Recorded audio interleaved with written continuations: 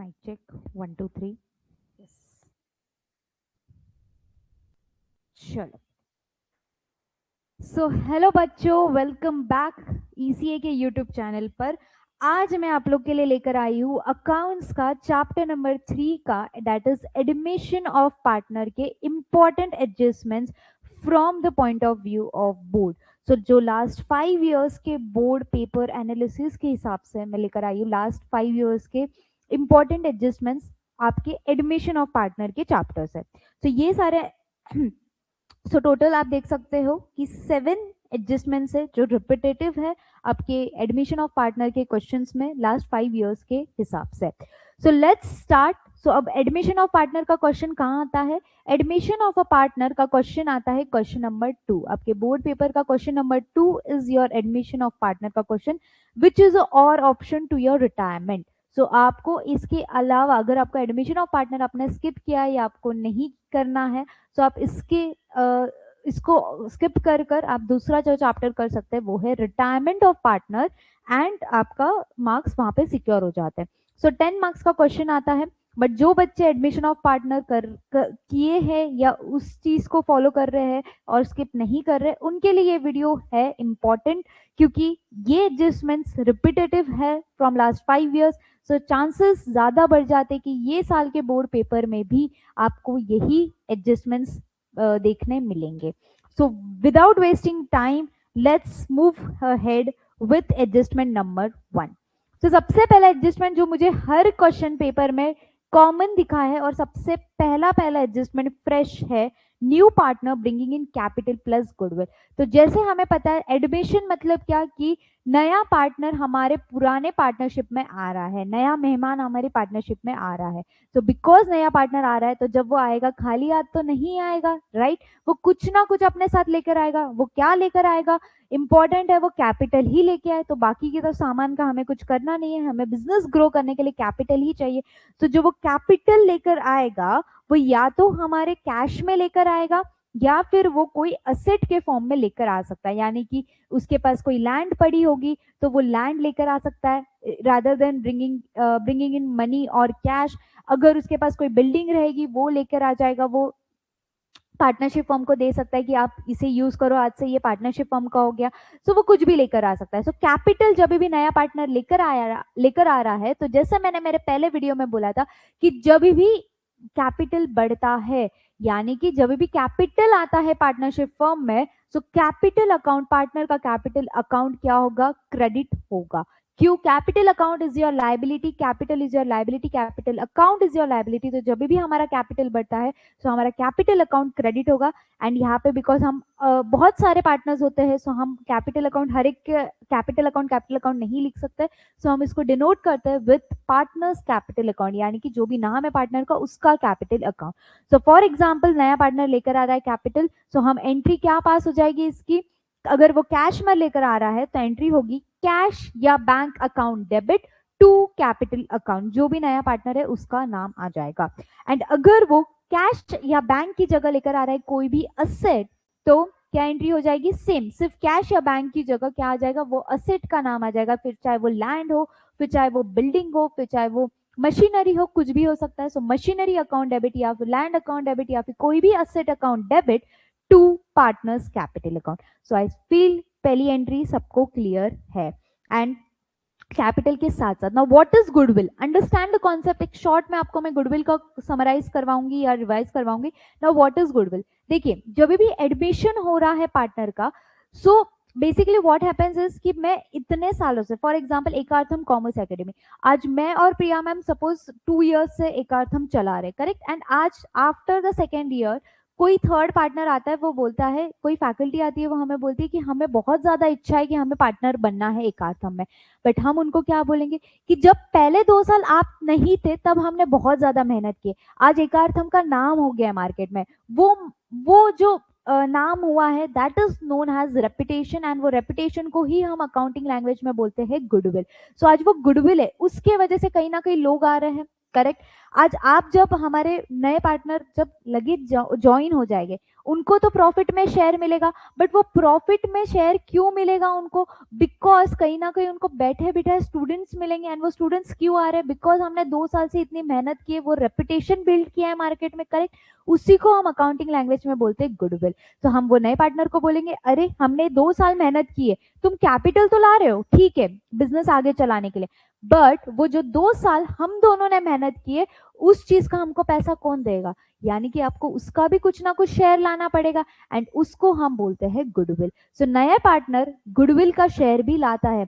ऐसा नहीं कि जब वो कैपिटल ला रहा है तो वो गुडविल नहीं ला सकता, या सिर्फ गुडविल आ रहा है तो कैपिटल नहीं ला सकता, या गुडविल एंड कैपिटल एक दूसरे में रिप्लेसेबल कॉन्सेप्ट है, नहीं। अगर वो कैपिटल ला रहा है तो कैपिटल के साथ साथ वो गुडविल भी ला सकता है। अब जब भी वो गुडविल ला रहा है तो एंट्री क्या होगी? Let us understand. अब सबसे पहले गुडविल अगर नया पार्टनर लेकर आ रहा है, 2 मेथड्स होते हैं गुडविल कैलकुलेट करने के, एक होता है प्रीमियम मेथड और एक होता है वैल्यूएशन मेथड। सो अगर नया पार्टनर गुडविल लेकर आ रहा है, गुडविल का शेयर लेकर आया है, तो हम जिस चीज से गुडविल सॉल्व करेंगे उसको हम बोलते हैं प्रीमियम मेथड। अगेन मैं रिपीट कर रही हूँ, अगर गुडविल का शेयर नया पार्टनर लेकर आ रहा है तो हम प्रीमियम मेथड से गुडविल का कैलकुलेशन करेंगे, बट अगर वो गुडविल नहीं लेकर आया है तो हम वैल्यूएशन मेथड से गुडविल का कैलकुलेशन करेंगे। Now let's go head, because हमारे फर्स्ट एडजस्टमेंट में नया पार्टनर कैपिटल के साथ साथ गुडविल लेकर आया है, सो हमें कौन सा मेथड फॉलो करना पड़ेगा? हमें मेथड फॉलो करना पड़ेगा प्रीमियम मेथड। सो प्रीमियम मेथड्स में कितनी एंट्री होती है? 4 एंट्रीज हो सकती है। पहला, जब भी नया बंदा गुडविल लेकर आ रहा है कैश में, तो एंट्री होगी, बिकॉज गुडविल की जगह भी कैश आ रहा है, कैश अकाउंट, कैश बढ़ जाएगा। Cash is our asset, correct? Cash हमारी एसेट है, बैंक हमारा असेट है। सो कैश या बैंक बिजनेस में आएगा, पैसा आएगा तो कैश या बैंक डेबिट होगा। 2, अब गुडविल की जगह कैश या बैंक आ रहा है, so goodwill account is asset, goodwill is our asset, वो उसको हमें क्या करना पड़ेगा? क्रेडिट करना पड़ेगा।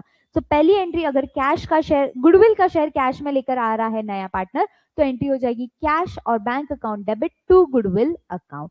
अब अगर वही गुडविल हम डिस्ट्रीब्यूट कर रहे हैं ओल्ड पार्टनर्स में, किसमें? ओल्ड पार्टनर्स में। जब भी एडमिशन ऑफ अ पार्टनर हो रहा है तो बच्चों ध्यान रखो कि जब भी थर्ड पार्टनर, जब भी कद्दू कटता है वो सब में बटता है, करेक्ट? बट अब जब एक पहला कद्दू कट रहा था वो 2 जन में बट रहा था, करेक्ट? तो आधा आधा दोनों को मिल रहा था।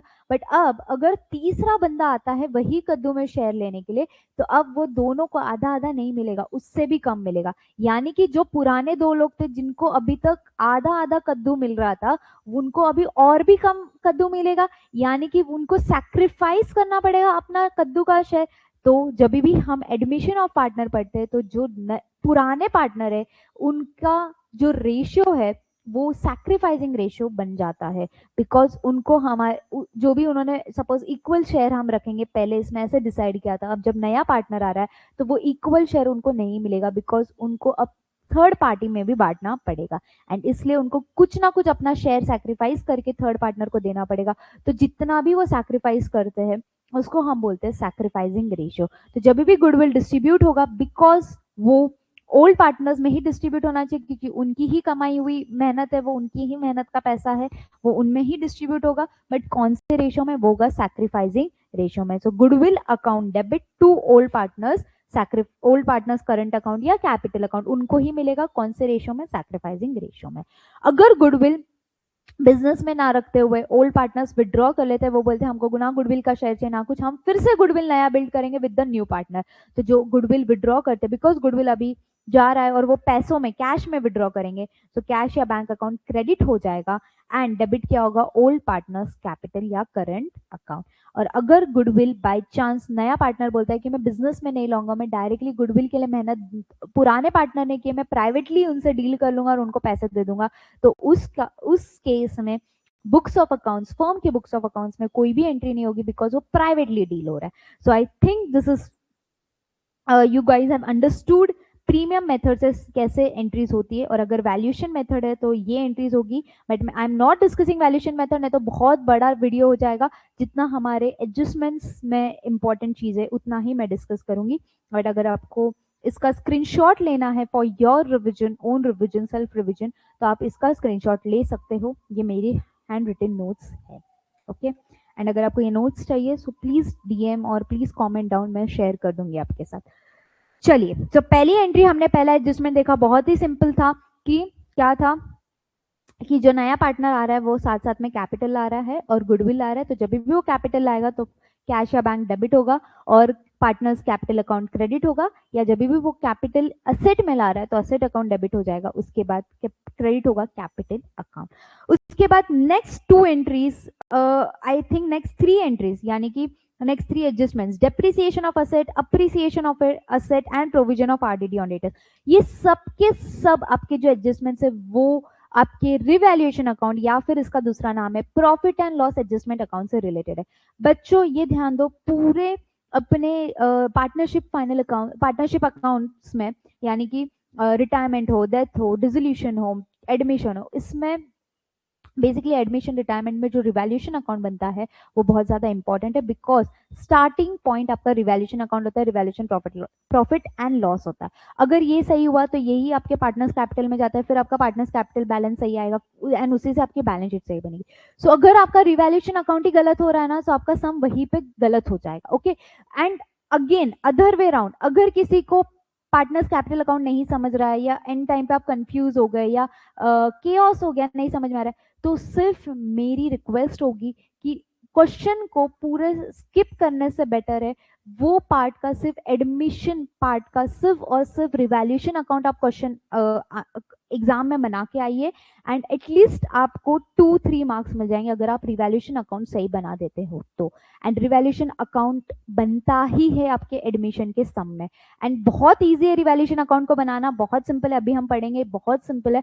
सो please rather than skipping the whole question just because आपको पार्टनर्स कैपिटल अकाउंट बनाने नहीं आ रहा है, बैलेंस शीट बनाने नहीं आ रही, आप सिर्फ इतना बना के आइए, एटलीस्ट कुछ ना मिलने से अच्छा 2 या 3 मार्क तो आपको मिल जाएंगे। अब रिवैल्यूएशन अकाउंट में क्या होता है ये देखिए, जब भी नया पार्टनर आ रहा है तो जो पुराने पार्टनर है वो अपने जो भी असेट्स इतने सालों से उन्होंने खरीदा है, जब से वो फर्म चालू किए थे एंड चला रहे थे, अब वो सारे के सारे रीवैल्यू हो गए। वो असेट्स जो उन्होंने 2 साल पहले खरीदे थे, क्या आज भी उनकी वैल्यू वो रहेगी? ऑब्वियसली नो, बट ऑब्वियसली तब उन्होंने सस्ते में खरीदा रहेगा, आज उसकी वैल्यू महंगी हो सकती है या वाइस वर्सा हो सकती है। सो नया पार्टनर बोलेगा कि अगर आज वो असेट की वैल्यू कम हो गई है तो मैं ज्यादा पैसा क्यों दूं, मैं ज्यादा शेयर क्यों दूं, एंड अगर अगर वो असेट की वैल्यू बढ़ गई है तो पुराने पार्टनर्स बोलेंगे हम इससे कम पैसा क्यों ले, हम इसको वो अपॉर्चुनिटी क्यों दे कि वो कम पैसा दे हमको, वो शेयर पे दे, हम उससे ज्यादा पैसा लेंगे, करेक्ट। सो इसलिए जब भी एडमिशन होता है तब तब हमारे सारे के सारे असेट जो बिजनेस में है एग्जिस्टिंग,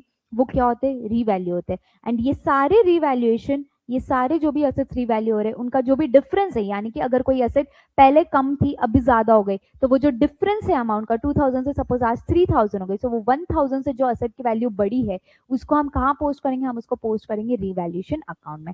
अब समझिए रिवैल्यूएशन अकाउंट का क्रक्स।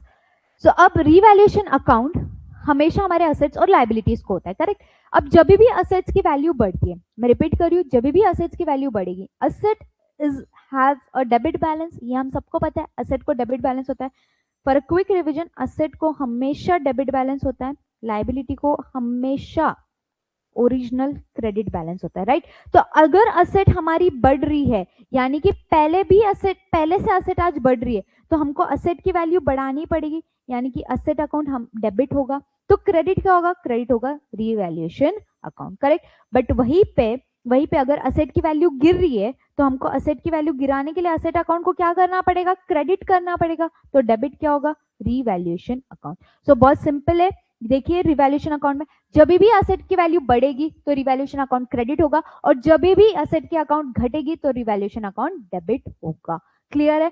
और vice versa goes with liabilities. अगर लायबिलिटीज की वैल्यू कम हो रही है, लायबिलिटीज की वैल्यू कम हो रही है, जैसे मैंने बोला लायबिलिटीज को हमेशा क्रेडिट बैलेंस होता है, तो अगर लायबिलिटी मुझे कम करनी है तो मुझे उसको डेबिट करना पड़ेगा, so liability account debit to revaluation account हो जाएगा अगर कम हो रहा है तो। एंड अगर लायबिलिटी बढ़ रही है, लायबिलिटी की वैल्यू, तो लायबिलिटी अकाउंट को क्रेडिट करना पड़ेगा, और तो रिवैल्यूएशन अकाउंट को डेबिट करना पड़ेगा। तो 4 ही एंट्री है, अगर असेट बढ़ रहा है तो asset account debit to revaluation account होगा, अगर असेट की वैल्यू घट रही है तो revaluation account debit to asset account हो जाएगा, अगर लायबिलिटी की अमाउंट बढ़ रही है तो लाइबिलिटी अकाउंट क्रेडिट हो जाएगा और रिवैल्यूएशन अकाउंट डेबिट हो जाएगा, और अगर लाइबिलिटी का अकाउंट कम हो रही है सो लाइबिलिटी अकाउंट डेबिट हो जाएगा और रिवैल्यूएशन अकाउंट क्रेडिट हो जाएगा।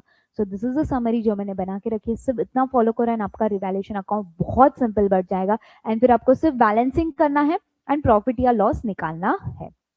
क्लियर है? अगेन इसका भी स्क्रीनशॉट आप ले सकते हो। ओके अब देखते हैं, आ जाओ अब एडजस्टमेंट्स पे आते हैं। मैंने कॉन्सेप्ट समझा दिया, अब एडजस्टमेंट है।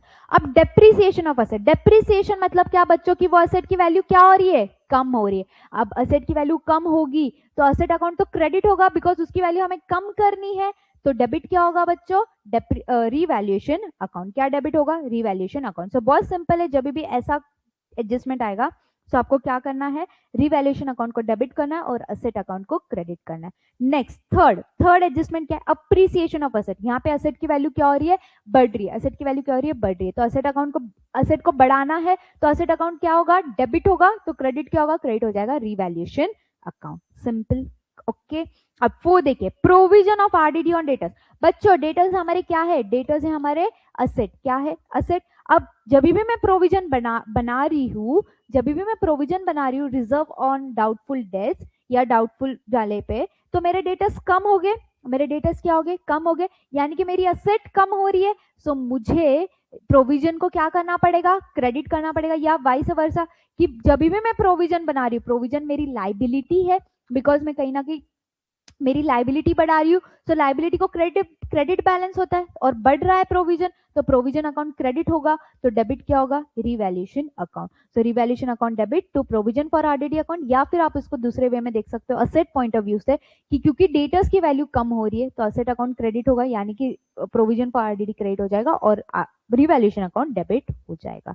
क्लियर है? अब सेवेंथ, पहले सेवेंथ पे आ जाइए। देखें again, over valuation of asset and under valuation of asset. अब अगर असेट ओवर वैल्यूड है, मतलब पहले ज्यादा थी, अभी हमें क्या करना है, उसको कम करना पड़ेगा ओरिजिनल वैल्यू पे लाने के, यानी कि मुझे असेट को कम करना पड़ेगा, मुझे असेट अकाउंट को क्रेडिट करना पड़ेगा, तो मैं डेबिट किसको करूंगी, revaluation account. And under valuation मतलब असेट की वैल्यू कम थी एंड मुझे अभी उसको बढ़ानी है, तो मुझे असेट अकाउंट की वैल्यू बढ़ानी है, तो मुझे असेट अकाउंट को क्या करना पड़ेगा, डेबिट करना पड़ेगा, क्रेडिट किसको करूंगी, रिवैल्यूएशन अकाउंट।